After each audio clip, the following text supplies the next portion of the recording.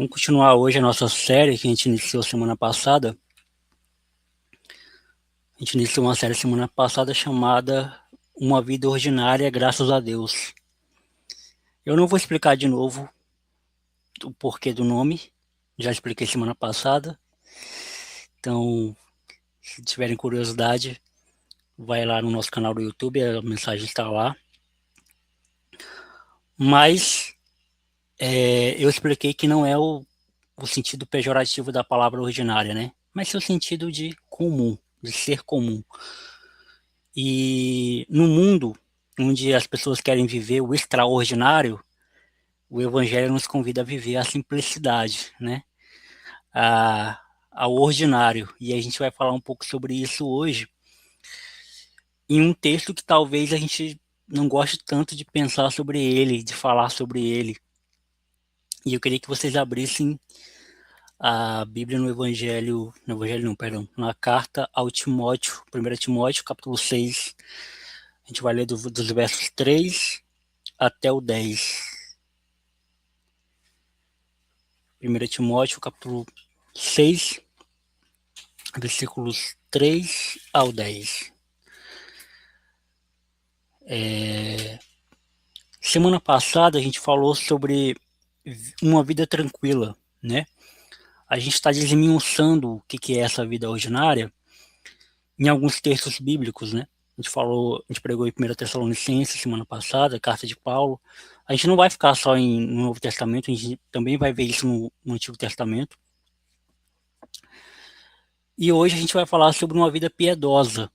Essa palavra que não está muito comum no nosso dia a dia. Talvez a gente escute falar mais de outras coisas relacionadas, né? Como misericórdia, como compaixão, mas piedade é uma palavra que a gente ouve pouco, né? E talvez é tão mal compreendida, né? Diz assim o texto. Eu estou lendo na NVI, tá? Se alguém ensina falsas doutrinas e não concorda com a sã doutrina do nosso Senhor Jesus Cristo e com o ensino que é segundo a piedade, é orgulhoso e nada entende. Tal pessoa mostra um interesse doentio por controvérsias e discussões inúteis, que resultam em inveja, desavença, calúnias, suspeitas malignas e atritos constantes entre aqueles que têm a mente corrompida e que são privados da verdade, os quais pensam que a piedade é fonte de lucro. De fato, a piedade com contentamento é grande fonte de lucro, pois nada trouxemos para este mundo e dele nada podemos levar. Por isso, tendo o que comer e com que nos vestir, estejamos com isso satisfeitos. No entanto, os que querem ficar ricos caem em tentação, encilados em muitos desejos insensatos e nocivos, que levam os homens a mergulhar na ruína e na destruição. Pois o amor ao dinheiro é a raiz de todos os males. Algumas pessoas, por cobiçar o dinheiro, se desviaram da fé e se afligiram com muitos sofrimentos. Amém? Paulo está falando de um tempo muito distante do nosso, né? Ele já está falando sobre o lance do apego ao dinheiro, do amor ao dinheiro, das riquezas e de buscar riqueza como algo danoso naquela época.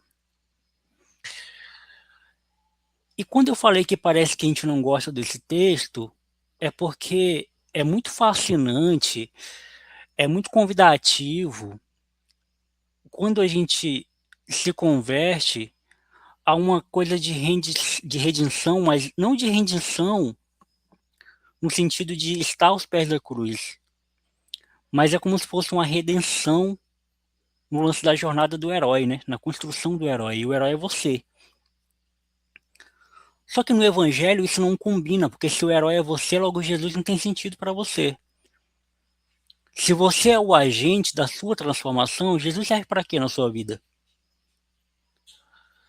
Se você é o protagonista dessa estrutura narrativa, né, da sua vida, Jesus é um mero coadjuvante. E Jesus não pode ser mero coadjuvante em história nenhuma, né? Ele é o principal, ele é o motivo, ele é a estrutura de todo o evangelho, né? E, como eu falei, piedade é uma palavra que remete à compaixão, né? misericórdia pelo sofrimento alheio. Só que ela é um pouquinho diferente. Essa palavra no grego, ela significa eusébia, né? Ou eusépia, não sei muito a pronúncia, eu não falo grego. Mas, e ela aparece outras vezes na carta de Timóteo. Ela aparece outras vezes no Novo Testamento. Ela aparece mais umas 8 vezes em 1 Timóteo. E nesse contexto, ela significa piedade. Piedade significa reverência, né? Ou uma conduta correta diante do sagrado. Ou seja, piedade não é simplesmente misericórdia, não é simplesmente compaixão. Piedade é um sentimento mais bonito que pena. Porque o que é a pena, né? A pena é eu olhar para alguém que está em vulnerabilidade ou que está numa situação difícil e dizer: nossa, que pena que está sofrendo, né? Que pena que está passando fome, que dó que está sem ter o que vestir. Isso é a pena. A piedade, ela ultrapassa isso, né? Ela, que pena que tem um semelhante à imagem do Senhor Jesus passando por essa situação. Irei fazer algo, né? É uma conduta correta diante do Senhor. Então, a conduta correta não é olhar para o miserável e dizer, ó, que pena, né? A conduta correta diante do Senhor não é passar diante daquele que precisa e cruzar os braços, né? A conduta correta é estender a mão. Quando Jesus conta a parábola do bom samaritano, ele, antes de dizer o que o bom samaritano fez, ele fala o que as outras pessoas não fizeram. Ele fala das pessoas que queriam ajudar, mas estavam sem tempo. Tem a pessoa que não ligou, né? E teve o bom samaritano que investiu tempo.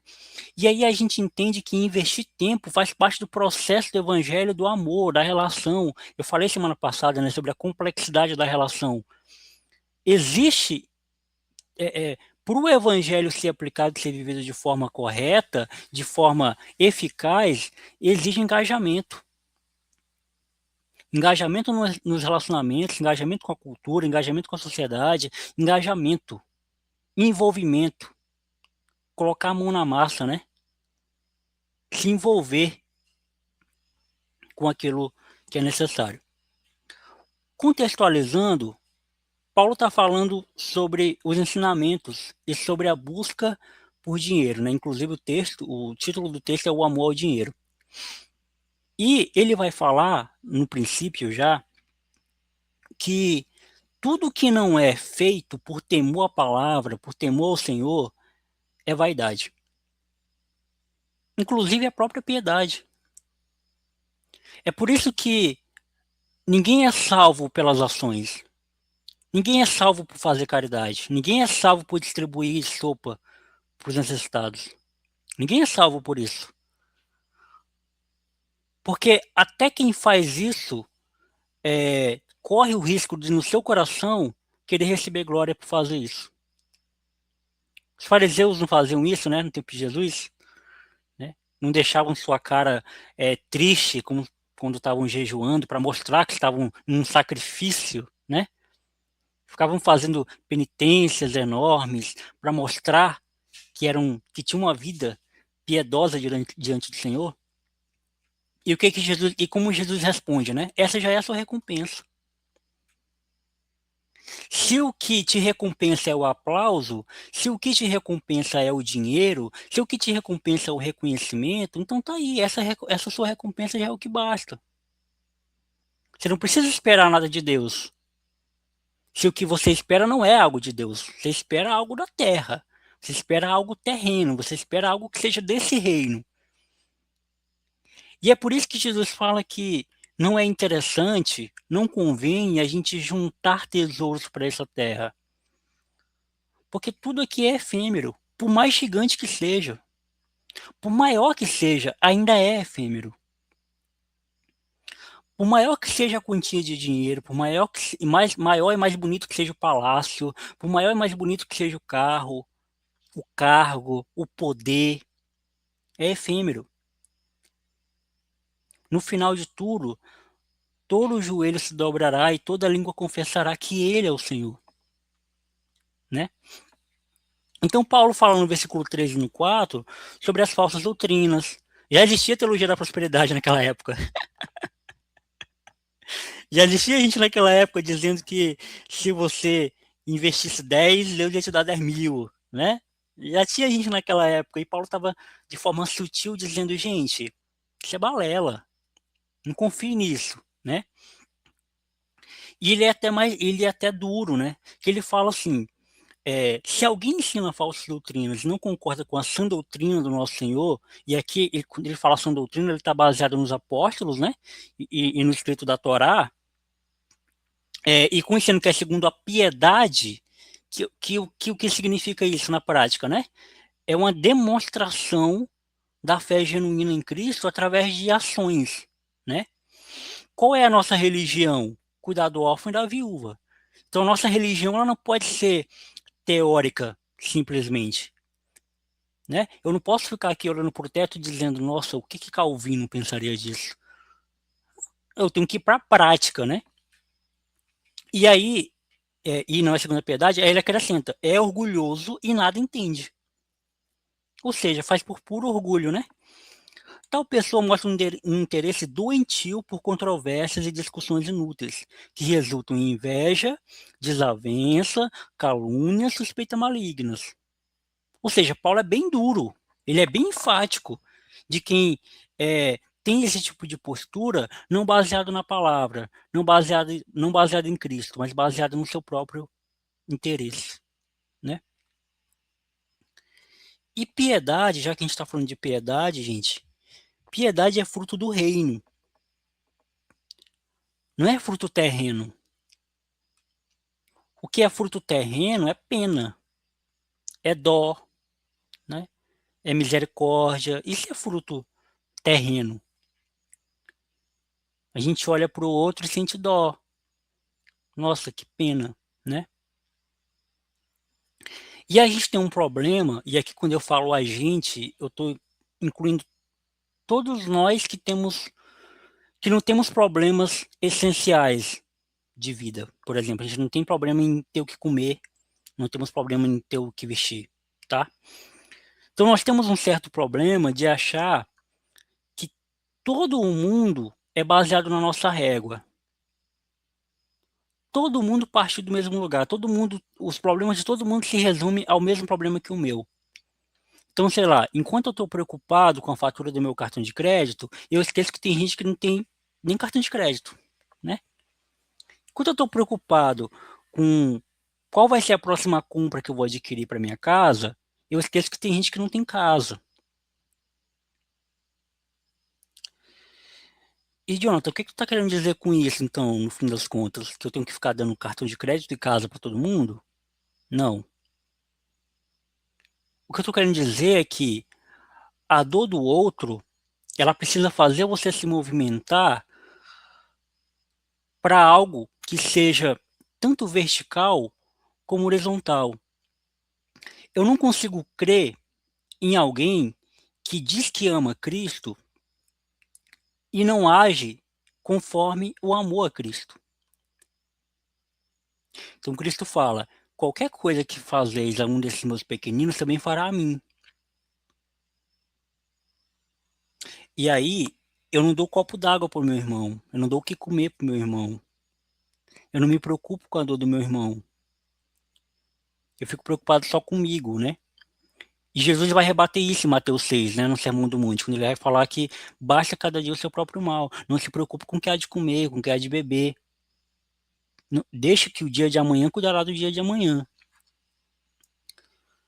E isso, gente, tem relação direta com esse texto, porque isso exige um desprendimento enorme da nossa parte. Isso exige, de fato, entregar a vida ao Senhor.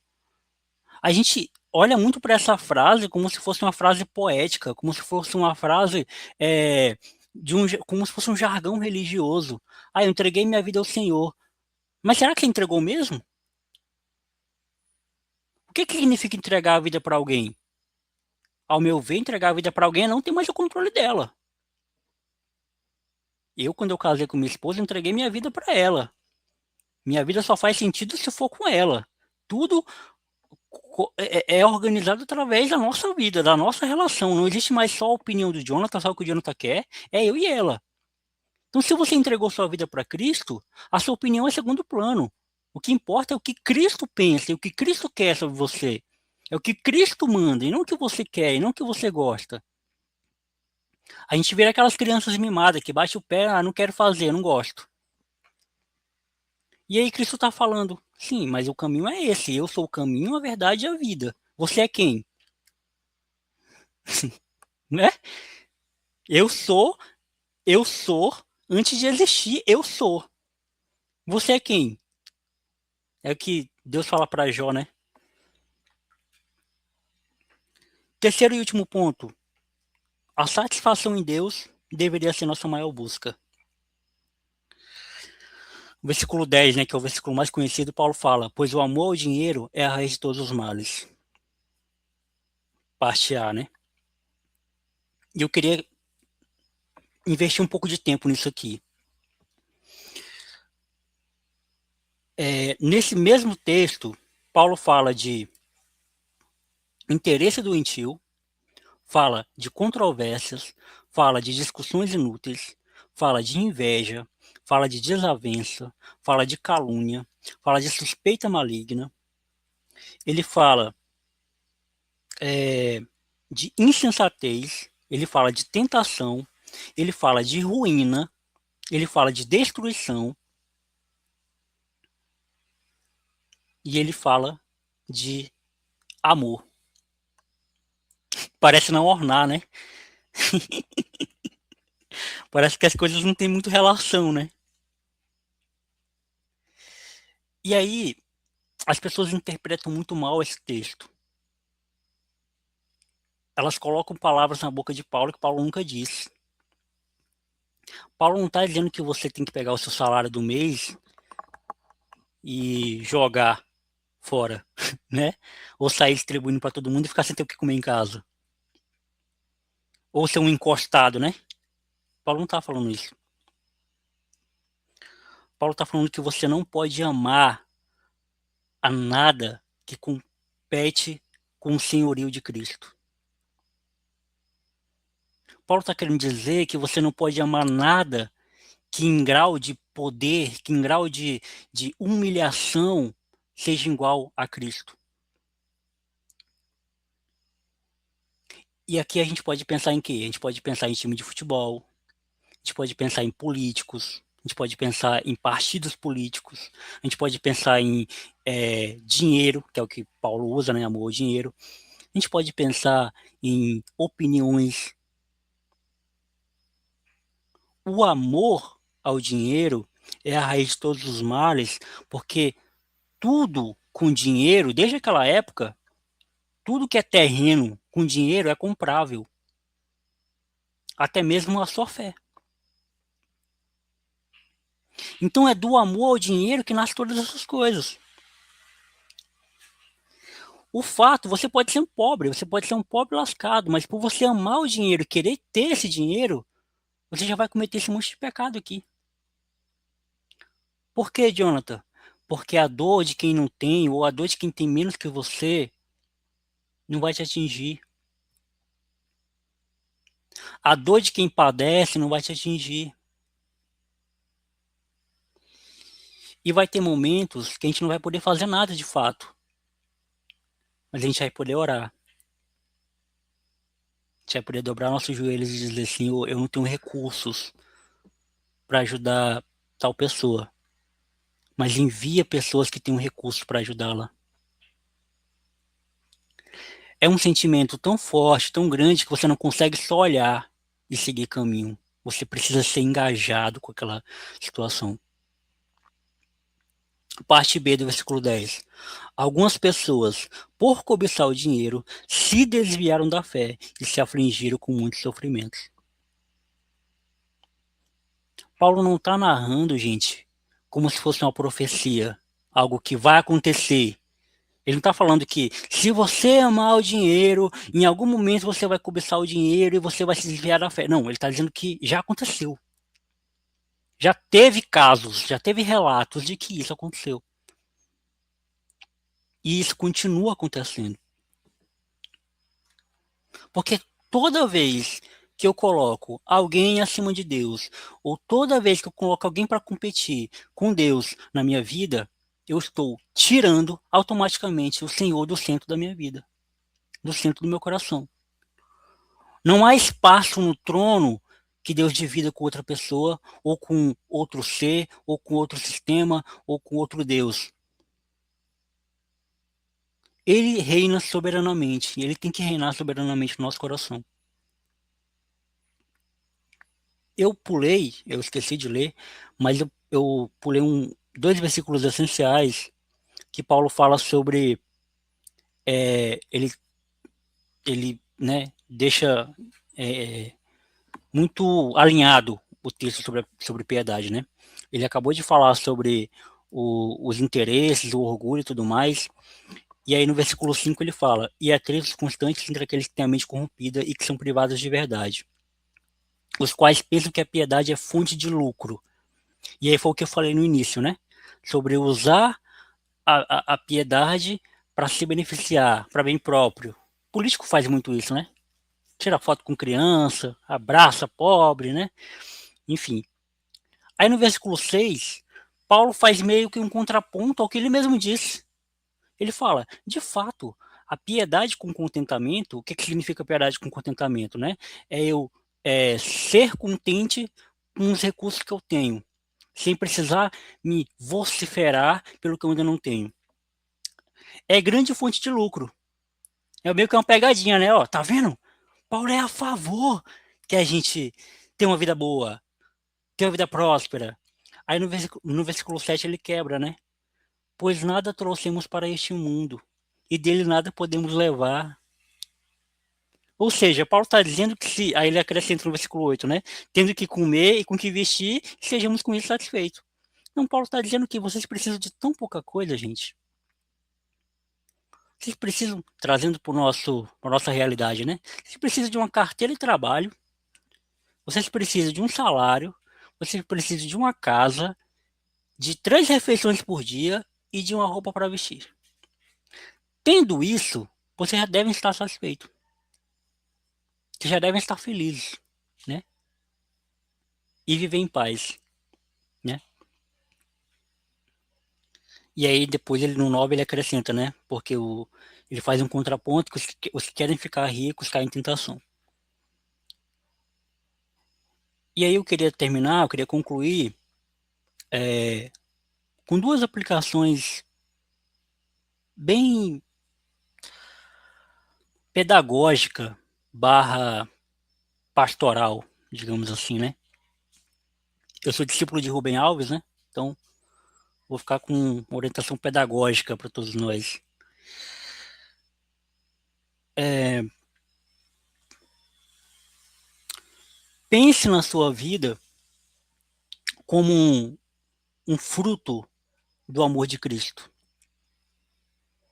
E pense em como a sua vida pode refletir o amor de Cristo em todas as áreas da sua vida. Como você pode demonstrar o amor de Cristo no seu trabalho, na sua vida conjugal, nas suas relações de amizade, nas suas relações com a sociedade, enfim. Segundo ponto, pense em como seus recursos financeiros, monetários ou cargos que você tem em alguma empresa ou qualquer tipo de coisa, como isso pode glorificar o Senhor? Pode fazer com que o nome do Senhor seja maior. Não por desejos orgulhosos, não porque você quer aparecer, não porque você quer ser visto, mas porque o nome do Senhor vai ser glorificado através da sua atitude. Amém? É só isso que eu queria trazer para vocês. Hoje eu cliquei aqui para concluir.